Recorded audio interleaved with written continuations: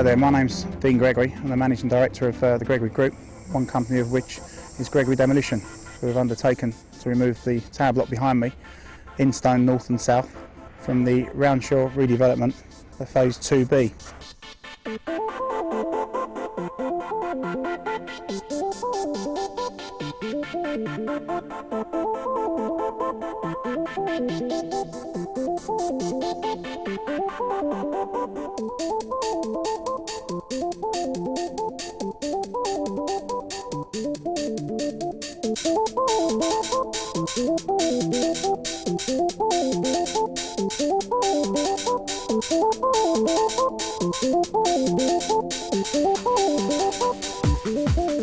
The main reasons for going through this demolition method is purely because of the structural integrity of the building and the nuisance to the local environment, including the residents as we see around us. The drawings which were made available to us at tender stage were very basic. Therefore we asked the client if we could go back and change the method to implode the structure to bring it down on one day, this coming Sunday the 19th of November, which will cause nuisance to the local environments by evacuation to an exclusion zone and also dust that will be generated from this block coming to its knees basically. Now the idea of that is that it should enhance the programme, and then there will be better dust control for the remaining process over the remaining 6 to 8 weeks while we clear the debris from the site. Hopefully all in all it's the better method to use, it's safer, and the inconvenience will be kept to a minimum.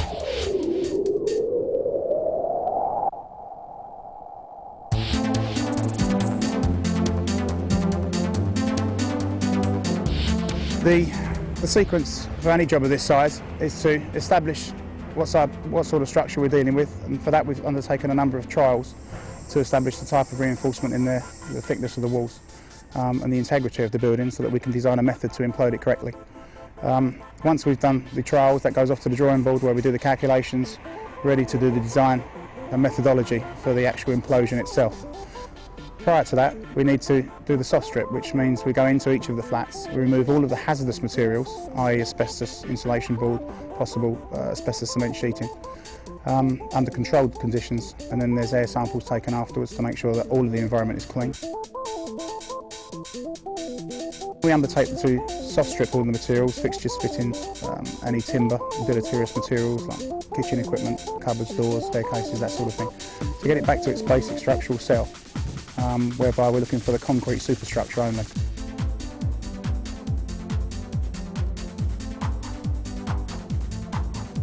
Once we've got back to that and all the materials are removed safely from site, we undertake preparation for the blowdown or the implosion itself. There's 3 criteria here. We're looking to pre-weaken the structure, we're looking to drill the structure, and then we're looking for blast protection to the structure to make sure that the implosion is kept inside the building as opposed to external. With the pre-weakening, as I've said, the trials that we take place really give us the information that we need to do the calculation, whereby we can take out as much of the structure. On this particular job we're taking out the 5th, 1st and ground floors. We pre-weaken a number of the walls to give us openings whereby we can get better access for drilling, obviously for placing the charges at a later date, and also we actually pre-weaken the walls so that there is less explosive required on the particular day to bring the structure down. Once the drillers have moved on from each flat, the blast protection team come in, whereby we start to lay blast protection to each of the floors. On the 5th floor we're using corrugated sheeting internally, so that we're using the actual window superstructure, as much of the building as possible, to keep the blast internally inside each of the flats when we go for the implode. On the 1st floor we're looking for a combination of corrugated sheeting and geotextile material in between chain link fencing. There's 2 layers of chain link fencing, 2 layers of geotextile material.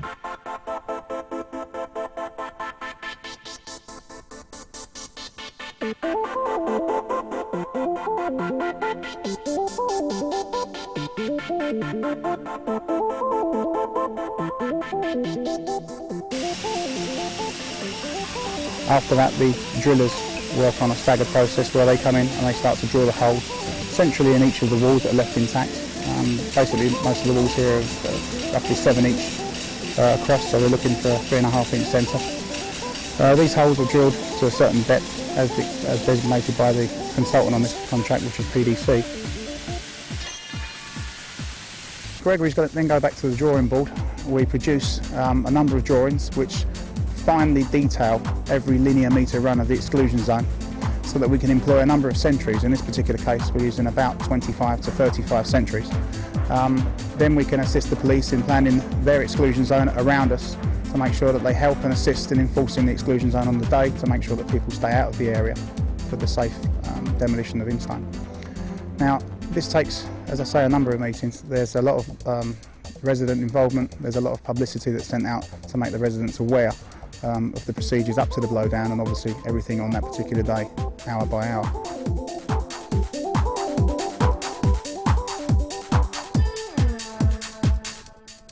We get down to the last week, which is generally a lot quieter for the demolition guys, bearing in mind we've done a lot of the work, and it's really a week when the charges, explosives arrive to site. There's high security. We need 24-hour security every day to make sure that the explosives are kept safe on site, and we use the correct amount every day on every floor to start charging the building.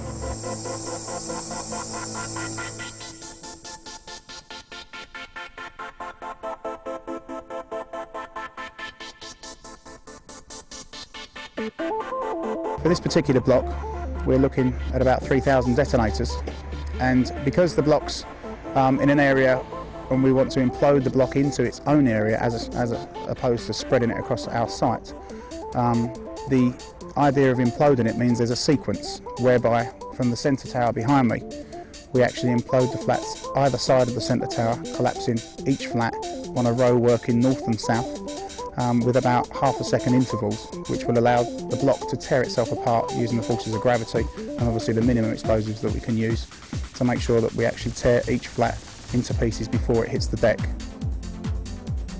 Now this basically allows us to fold the block of flats into an area of its own size, and then allowing the centre core to move over to the north, which to my right, behind me would be to the left, and then allowing the end two stairway cores that are attached to the ends of the building to then fold in on top of the roof. So if you can imagine, basically from the centre, we work down the centre, the flats are working away from the centre towards the ends, the centre column goes over to the north, and then the two ends fold in on top of themselves. That's the sequence, and that's the reason for so many detonators, and the reason for the detonator delays. There are delays between most of these dets going off to bring about the collapse in the way that we've designed.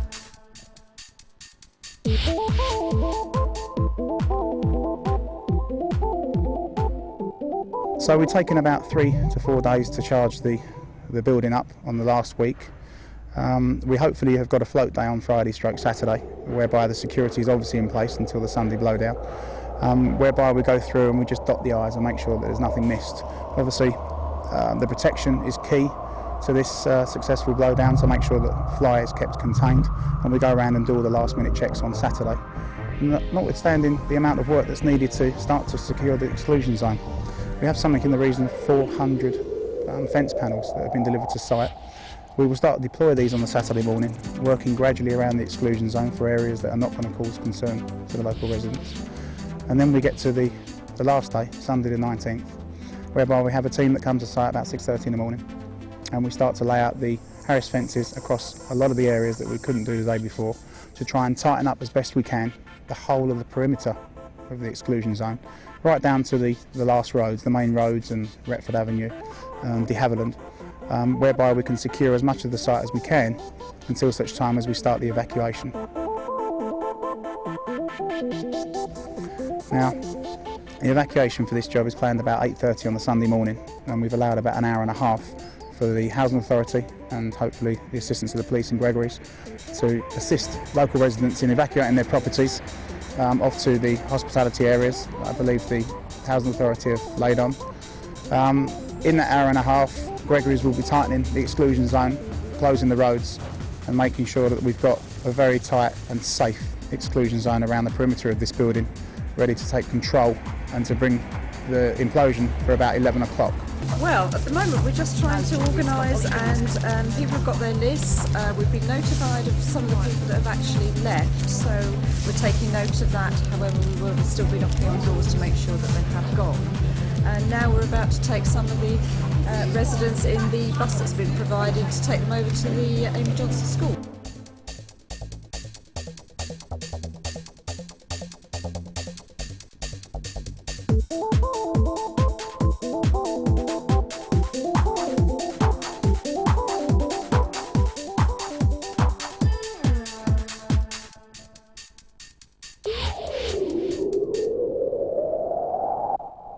actually got everybody out of Douglas Close, so we're now back at the Amy Johnson School to really find out about people who have perhaps not been ticked off on our list for Hadrian Close. Apparently a lot of people left quite early and came to the centre early on.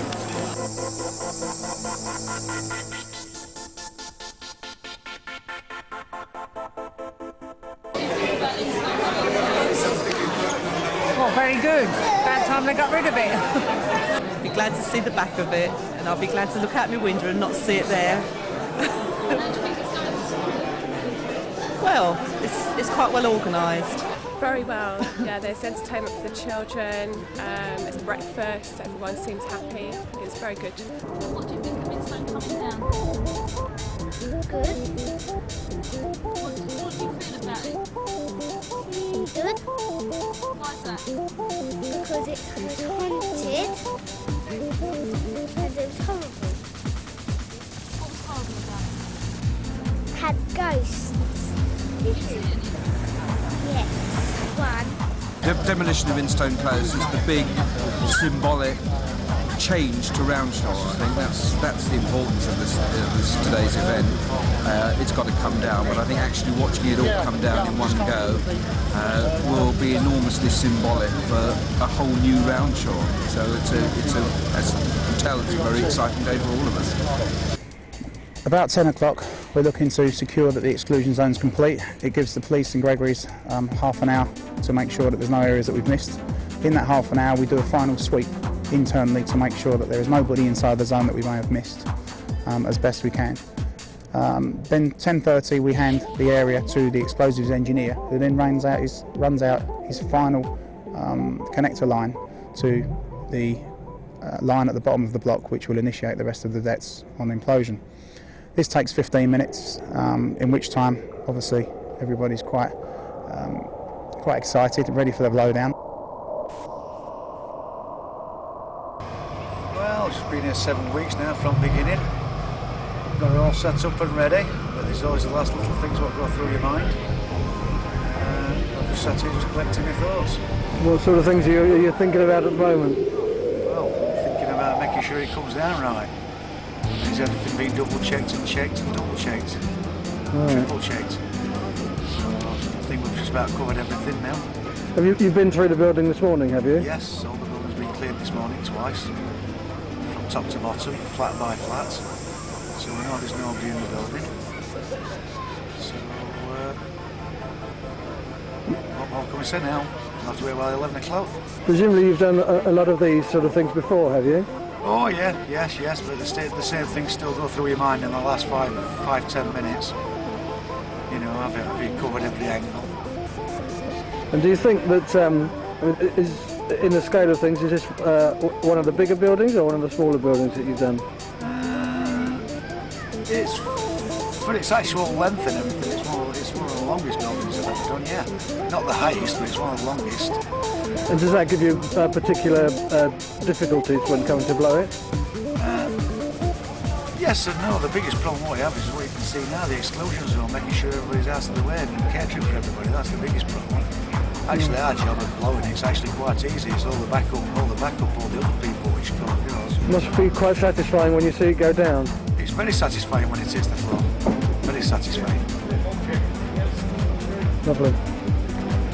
See, like, make sure everything goes off all right. It should do. Thanks very much. Okay.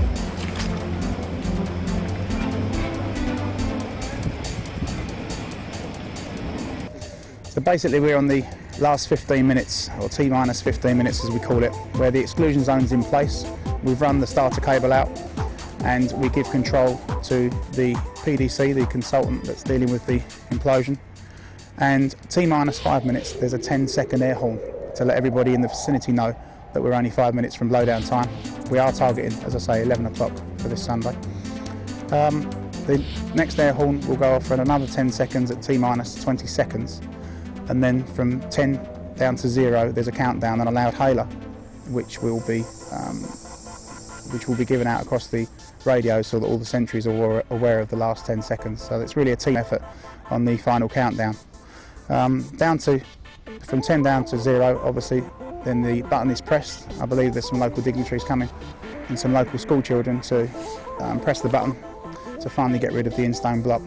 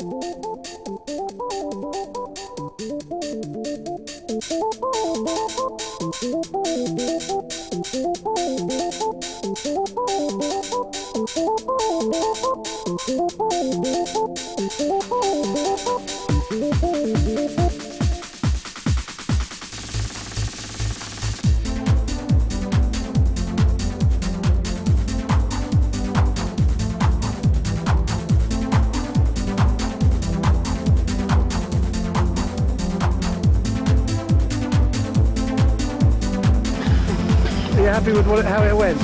Ultimately delighted. Good. Yep. The one bit didn't go down to start with, was that the tower on one side? It was the lift shaft at one end. It was extremely difficult to prepare it because of the amount of reinforcing in it.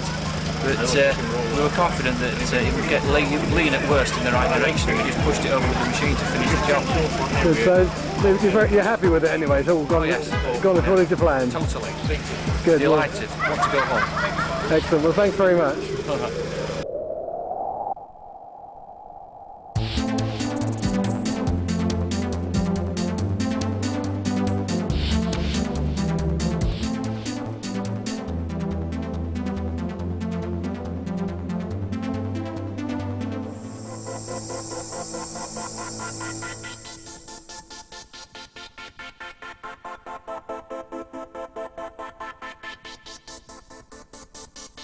What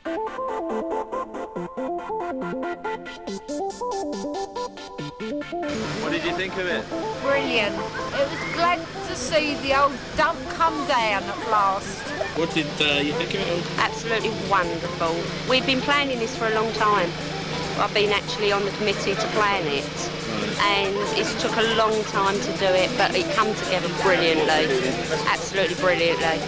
It made you a bit sad. It made me really sad. I wanted to cry. I don't know. It was just so sad that was gone. One bang and it went. We watched it being built in 1960, I think it was 66 or 67.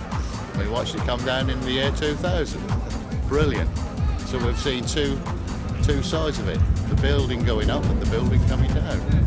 I thought it was great to see the end of the place. Yeah. My wife's upset about it, but I'm not. It was just good to see it come down. It's a nice thought. Was that one you lived in before, or? Yeah. Right. Yeah, I was the last person out. Really? Yeah. Well, I started my married life there on the 6th floor of Instone, and to see it come down was something. No, I couldn't. Wonderful. The flats were beautiful, the views were fantastic, the sunrises, the sunsets, which I will desperately miss. And it is sad because there were some nice points about it, but the end of the lifts and having to carry all your stuff up in the lift and all the rest of it, much nicer to have a house with a garden. There's no community inside there. You can't have community. When people walk in their houses and shut the doors, you can't have community. It just doesn't happen. But around here, people talk to each other, come out their doors, say hello. You can air your grievances to each other if you've got any, but that, it was just wrong. Some planner's idea, too much concrete for the kids to hurt themselves on. No, there's no community in the place. I live now on the new build here. I used to live on Alina, but now I live on the new build. So, and these are wonderful places. The estate's going to be wonderful. Brilliant. It's sort of safer for everyone. Oh, most definitely. No garages that can go under and all that. Safe environment for the children. Yeah, it's very important. There's a real air of optimism. Yes. Oh, yeah. Everybody's so excited now on the estate that they're going to get a new house and all the old ones are coming down. We might talk about imploding a few more because we think it'd be good.